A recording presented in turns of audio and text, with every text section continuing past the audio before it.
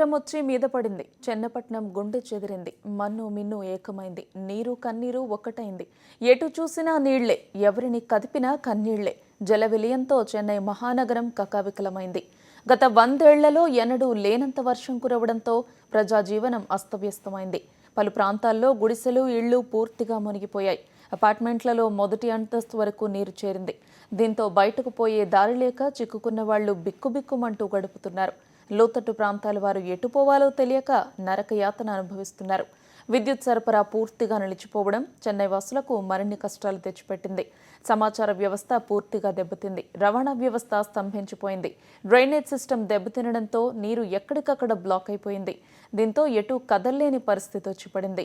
ఇక ఆసుపత్రుల్లో పరిస్థితులు దుర్భరంగా ఉన్నాయి. విద్యుత్ సరఫరా లేకపోవడం, జనరేటర్లలోకి డీజిల్ లేకపోవడం, చాలా చోట్ల లైట్లు కూడా వెలగడం లేదు. రోడ్లు మొత్తం పాడవడం, అన్ని చోట్ల నీళ్లు ప్రవహిస్తుండటంతో రోగులను ఆసుపత్రులకు తీసుకురావడం కూడా కష్టంగా మారింది.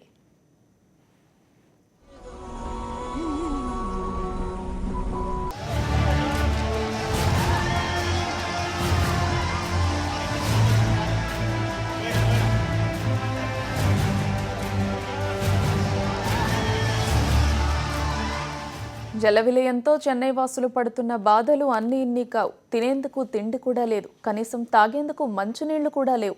అటు ఇంట్లో ఉండలేక ఇటు బయటకు వెళ్లే దారి లేక నానా ఇబ్బందులు పడుతున్నారు. మోకాళ్ల లోతు నీటిలో నడుస్తూ సహాయం కోసం ఎదురుచూపులు చూస్తున్నారు. ఏ ఒక్కరూ తమ వద్దకు రాలేదని వేలాది మంది వాపోతున్నారు. ఆకలితో అల్లాడిపోతున్నామని, అయితే కేంద్ర రాష్ట్ర ప్రభుత్వాలు పంపించిన సహాయక బృందాలు చాలా ప్రాంతాలకు చేరకపోవడంతో చెన్నై వాసులు ఆకలితో అలమటించాల్సి వస్తోంది.